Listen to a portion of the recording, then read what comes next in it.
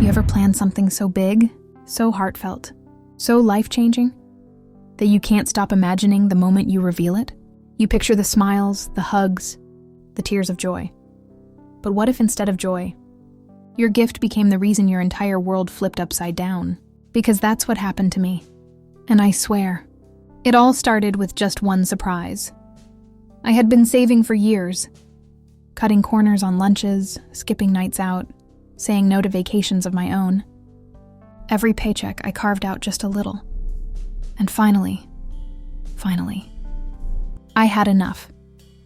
Enough to give my parents something they deserved more than anything else. A dream trip across Europe. They'd never been outside the country. Their whole lives, they'd worked hard, raised us, sacrificed everything. Every time I asked what they wanted for birthdays or anniversaries, they'd say, "Oh, we don't need anything. Just time with you." But I knew the truth. They wanted to see the world, and I was going to make it happen. When I told them I had a surprise, they smiled. Curious, but I didn't tell them what it was right away. No, I wanted it to be perfect. So I spent weeks planning every detail. Flights, hotels, guided tours, train rides through the countryside. I even booked dinners in advance. Tiny little restaurants I'd researched, with views of city lights or tucked-away corners only locals knew. And every single thing was in my name. Why? Because I wanted no chance of a mix-up. I wanted this trip flawless. And if I'm honest, I didn't want anyone interfering, but someone always finds a way. The night I revealed it, I thought it would be unforgettable, in the best way. We sat in the living room, my parents on the couch. Their hands linked the way they'd always been. I handed them an envelope, decorated with little airplane doodles and stickers of landmarks. "Go on," I said, trying to hide my grin. My mom opened it first. Her eyes scanned the paper. Her lips parted, and then tears, real heavy tears that streamed down her face. "Maya, is this?" she whispered. Dad leaned in, reading over her shoulder. His hands trembled as he held the tickets. 2 weeks in Europe?" he said, his voice breaking. "Maya, you didn't—" "I did," I said quickly. My heart was pounding, my throat tight. I booked everything. Flights, hotels, tours. Everything's already set. For a moment, just one, it was everything I wanted. They stood, hugging me, thanking me over and over, voices choked with emotion. Mom kept saying, "We don't deserve this. We don't deserve this." And Dad just shook his head in disbelief. And I thought, this is it. This is the memory I'll hold forever. But memories, they change. Because the very next day, I got a call from my cousin Lila. Lila, the one who always managed to stir trouble at every family gathering. The one who borrowed money and forgot to pay it back. The one who sneered at my career, called me boring, and made every achievement of mine feel small. And now she was on the phone. "I heard you're going to Europe," she said casually, like she was talking about the weather. My chest tightened. How did she know? I hadn't told her. I hadn't told anyone outside of Mom and Dad. "I'm not," I said carefully. "It's for my parents." "Oh, I know," she replied, a smirk practically dripping from her voice. "And I can't wait." I froze. "What do you mean you can't wait?" There was a pause. Then she laughed. "You didn't know? Your mom invited me." I swear my vision went black for a moment. "What?" I whispered. "Yeah," she said, almost gleeful. "She said it'd be good for me. You know I've been stressed. And since you're paying for everything..." She let the words hang in the air like poison. "Since I'm paying. The gift I bled for, sacrificed for, saved for years to create. And suddenly it wasn't mine anymore." I wanted to scream, to slam the phone down, to tell her she wasn't welcome. But instead I said nothing. Because what could I say? My parents had already invited her, and I was trapped. The day of the flight, my stomach churned with dread. I tried to tell myself it would be fine, that maybe I was overreacting, that maybe, just maybe, Lila wouldn't ruin it. But when I saw her at the airport, dragging a massive pink suitcase plastered with princess stickers, wearing sunglasses indoors, waving like she owned the place. I knew this trip was no longer about joy. It was about survival. At check-in, everything was smooth until Lila stepped forward. "I'm with them," she said to the agent, tossing her hair. The agent scanned the documents, frowning. "I don't see your name on the reservation." "Oh, there must be some mistake," Lila said sweetly. "My cousin booked it. She'll confirm." The agent turned to me. My throat went dry. "Yes," I forced out. "She's with us." And just like that, the first crack appeared. Because even though her name wasn't there, even though she had no right, I let her in. And that one decision would unravel everything. On the plane, she immediately switched seats to sit by the window, pushing my mother into the middle without a thought. She ordered champagne before takeoff, snapping at the attendant when they explained it wasn't complimentary. And every time she laughed, every time she boasted, I felt the tension coil tighter in my chest. Because this wasn't just a trip anymore. This was a ticking bomb. And I had no idea when, or how, it was going to explode. The first day of the trip should have been magical. Sunlight poured over the cobblestone streets, the smell of fresh bread and coffee drifting through the air, and my parents looked around like children seeing the world for the first time.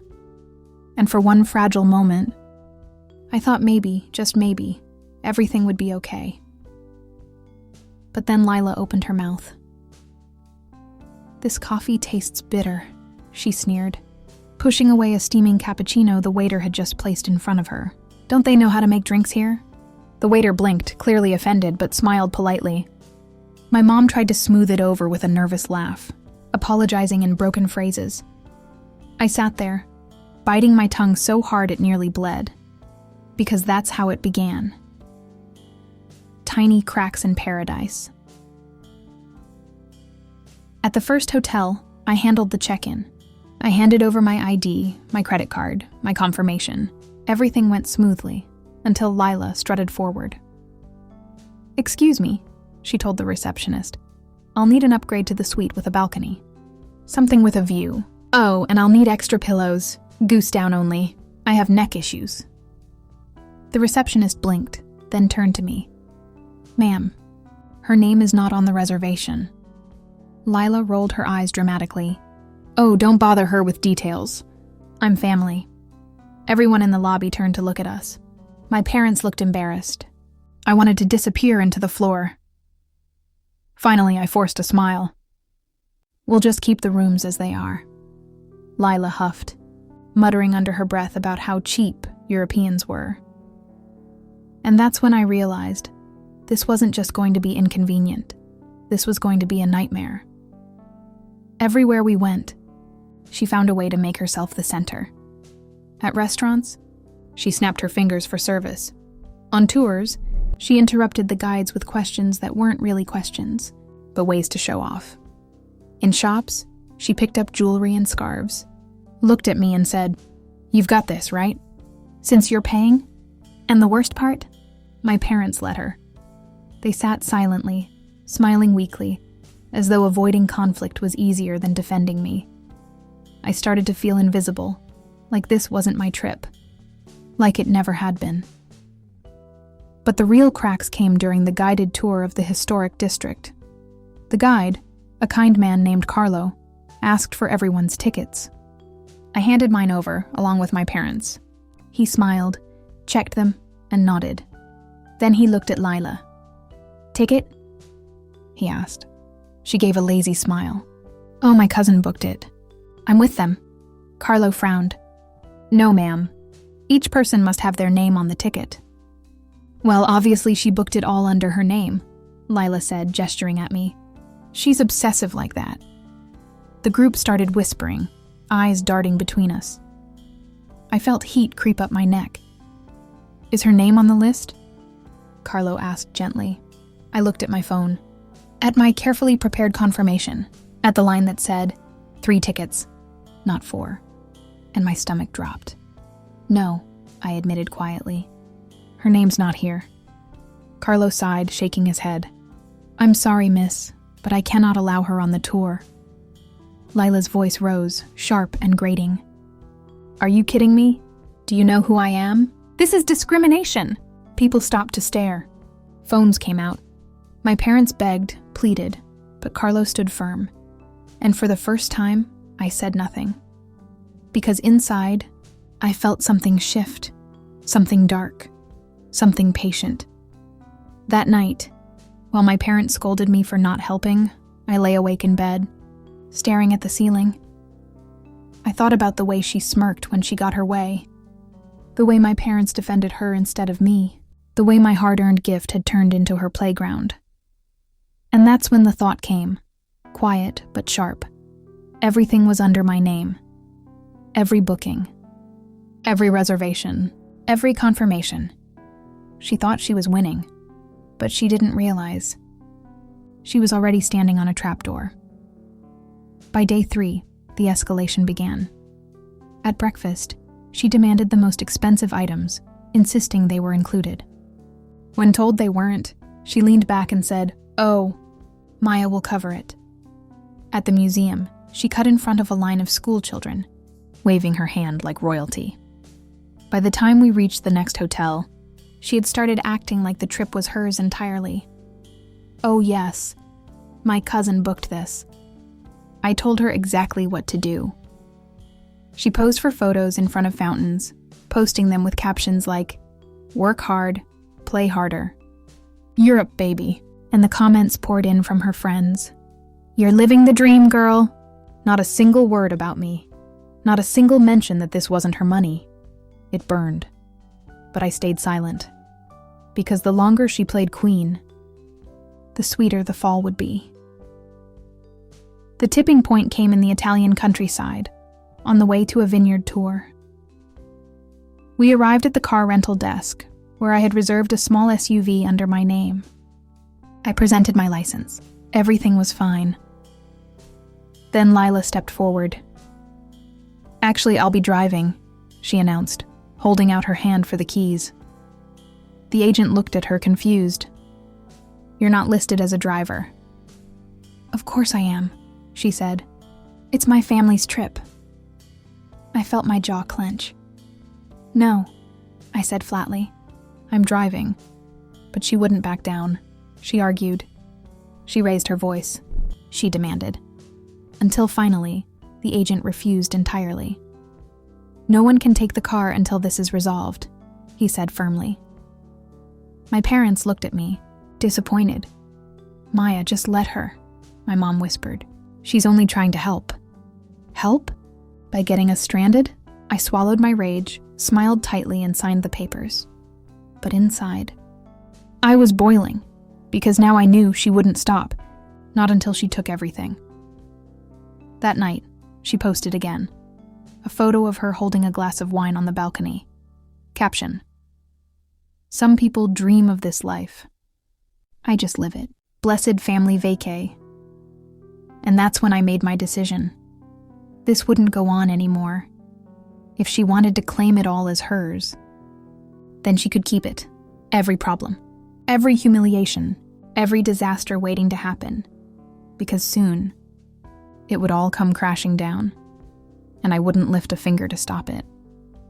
I had thought I'd gotten used to the chaos, the lies, the arrogance, the way my cousin could twist every situation, every conversation, every single second of this trip until it bent in her favor. But I wasn't ready for what happened next. The vineyard tour was supposed to be the highlight of the entire trip. I had spent weeks carefully researching it, reading reviews, and making sure my parents would get the kind of experience they'd never forget. Walking among centuries-old vines, tasting the richest wines, sitting under the Tuscan sun with a meal prepared by local chefs. It was perfect. Or at least, it should have been. When we arrived, I approached the guide with my folder of confirmations. He checked them, smiled warmly, and handed us elegant lanyards with our group passes. My heart swelled a little. Finally, a smooth moment. But then Lila stepped forward. "I'll need an extra lanyard," she said casually, as though it were the most obvious thing in the world. "I'm with them." The guide flipped through his list, then frowned. "I'm sorry, miss. You're not registered." Her smile tightened. "Oh no, it must be under her name," she said, jerking her thumb at me. "She books everything under her name. Control freak, you know?" A few people in line chuckled. My ears burned. The guide shook his head. "No, señora. Only 3 tickets. I cannot allow you inside without a reservation." And that's when Lila's face twisted. "Are you kidding me?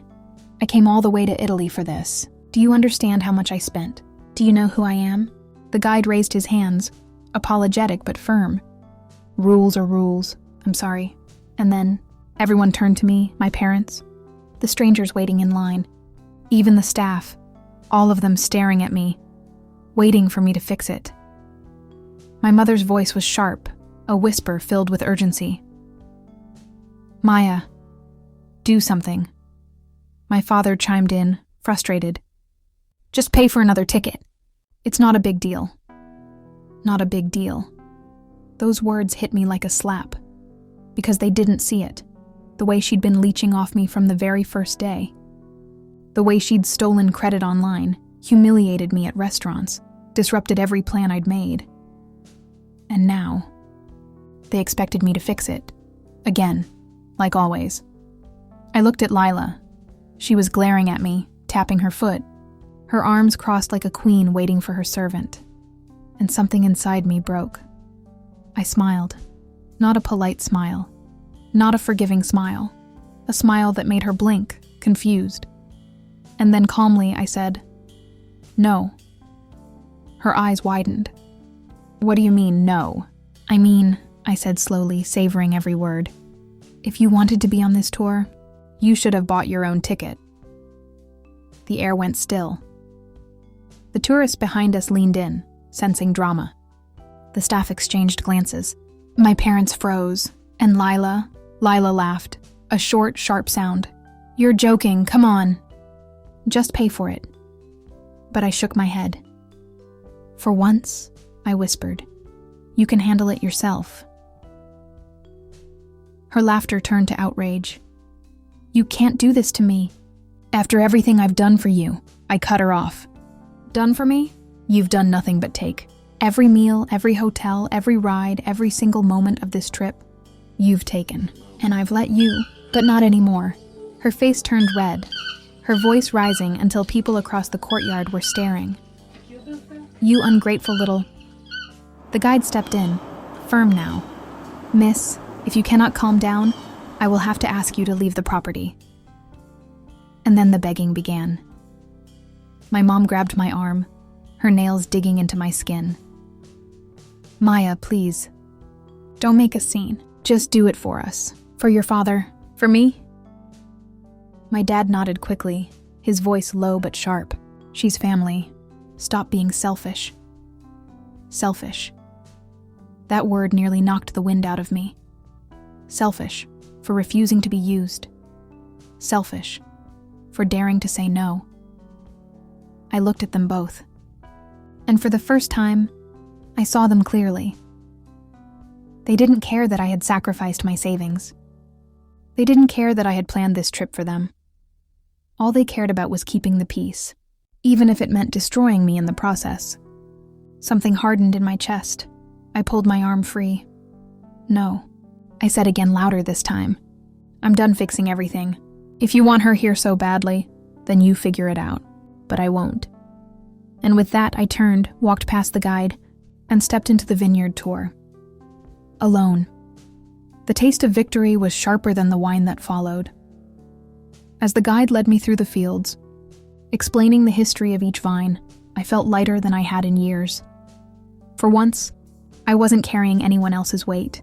I wasn't covering for their mistakes. I wasn't begging for scraps of respect. I was just mead, and it felt good. Of course, the fallout didn't take long. When I returned, my parents were furious. My mom refused to look at me. My dad muttered about how embarrassing I'd been. And Lila? She was pacing in the lobby, red-faced, ranting loudly to anyone who would listen. She ruined everything. She sabotaged me. Who does that to their own family? When she saw me, her eyes narrowed. You think you're clever, don't you? But you'll regret this. I'll make sure of it. I didn't answer, because I wasn't afraid anymore. If she wanted a war, she was about to get one. That night, I sat on the balcony, scrolling through my phone. Her posts had shifted, no longer gloating, but vague complaints about fake people and toxic relatives. And the comments rolled in. Ignore the haters, girl. You deserve better. And don't let jealous family ruin your trip. She was spinning the story already, painting herself as the victim. And for a moment, the old me wanted to scream, to post the receipts, to show the world the truth. But then I stopped. By the time I walked in, a small crowd had gathered, phones out, recording the spectacle. The manager's voice was sharp. Miss, if you continue, we will have no choice but to involve the police. Lila froze, realizing the danger. And then her eyes landed on me. Cousin, she cried, rushing toward me, grabbing my arm. Tell them it's your room. The cameras turned. The room went quiet, and I looked her dead in the eye. Then I said, clearly, loudly, so everyone could hear, no, she has nothing to do with my reservation. The room erupted. Gasps, whispers, some laughter. And Lila? She stumbled back, stunned, because in that single moment, I had stripped away her last shield. From then on, it wasn't just me who saw her lies. It was everyone. The staff whispered when she walked past. Other tourists avoided her. Online, her followers began to notice the cracks. Why isn't your name on anything? Why do you never tag your cousin who paid? Are you sure this is your trip? Her empire of envy was crumbling, and I didn't have to post a single thing. But the sweetest twist of all came when she tried one last desperate stunt. On the final leg of our journey, she strutted up to the front desk of a luxury resort and announced, "Reservation under my name, Lila, Lila." The clerk typed, frowned, then shook his head. "I'm sorry, miss. No booking under that name." She laughed, fake and loud. "Oh, silly me. Try under my cousin's, but I'll be taking care of the check-in." The clerk turned to me. "Ma'am?" And I smiled. "Cancel the extra rooms. Just 2 tonight. For me and my parents." The silence that followed was deafening. Lila's face drained of color.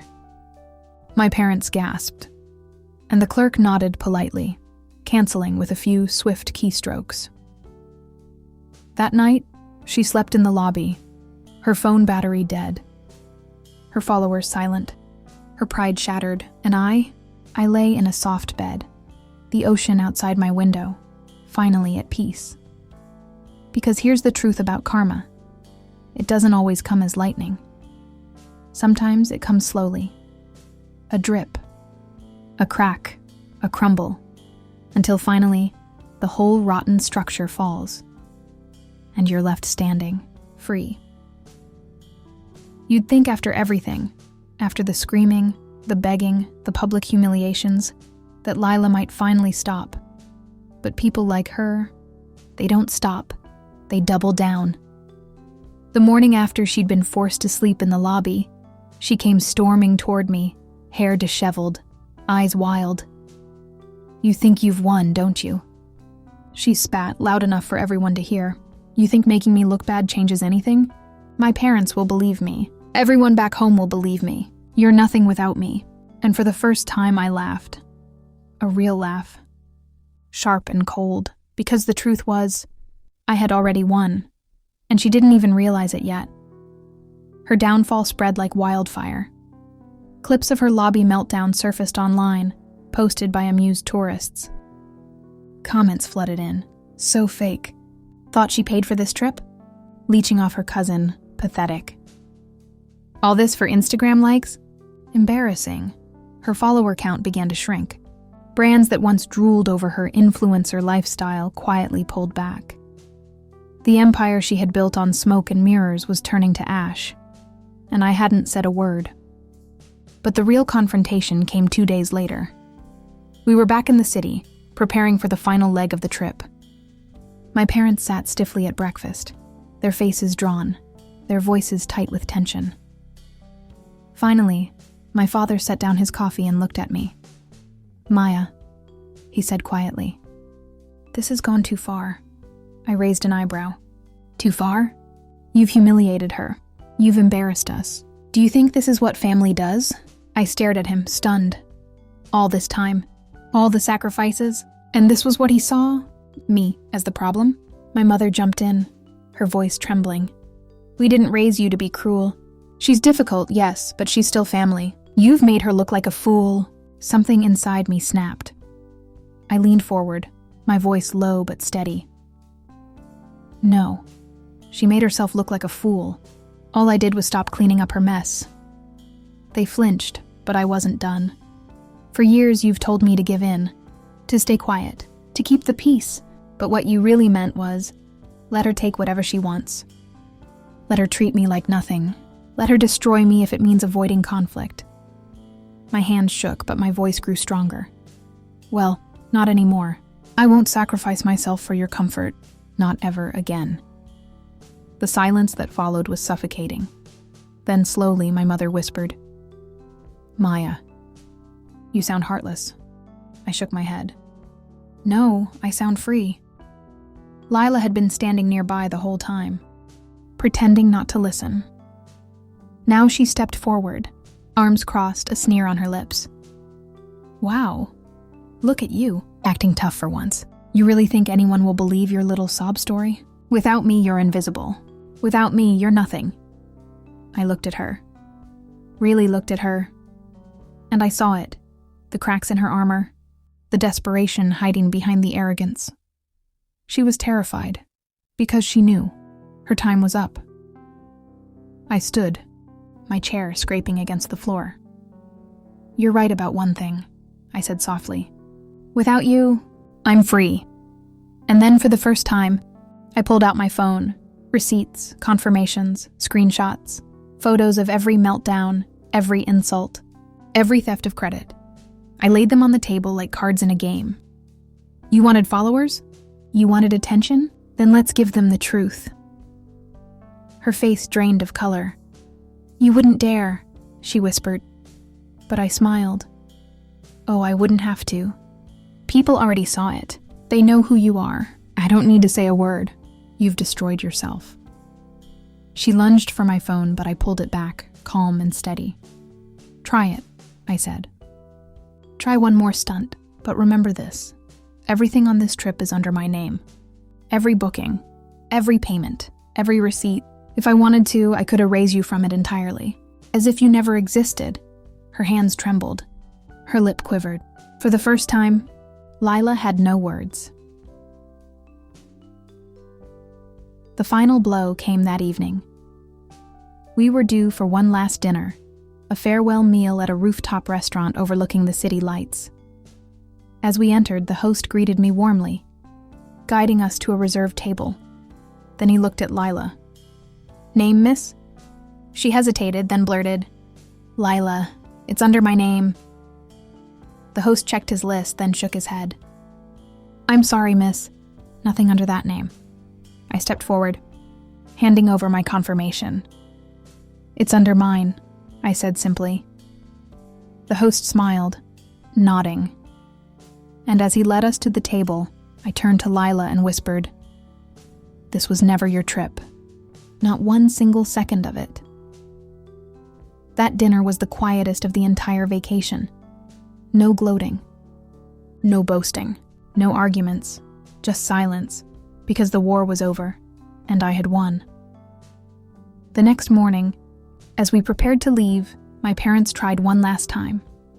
"Maya," my father said, his voice weary, "we just wanted peace." I looked at him, tears stinging my eyes, and I just wanted respect. At the airport, we said our goodbyes. My parents hugged me stiffly, uncertain, caught between love and disappointment. Lila didn't even look at me. She stormed off, her suitcase wobbling behind her, a shadow of the queen she once pretended to be. And as I watched her disappear into the crowd, I felt something lift from my shoulders. A weight I had carried for years. Gone. But the story didn't end there. Because when I got home, I did something I'd never done before. I booked another trip. Not for my parents. Not for family. Not for anyone else. For me. A solo journey along the Mediterranean coast. Small villages, quiet beaches, sunsets over the water. Every detail planned exactly the way I wanted it. And when I boarded that plane, a smile tugged at my lips. Because this time, it wasn't about proving anything.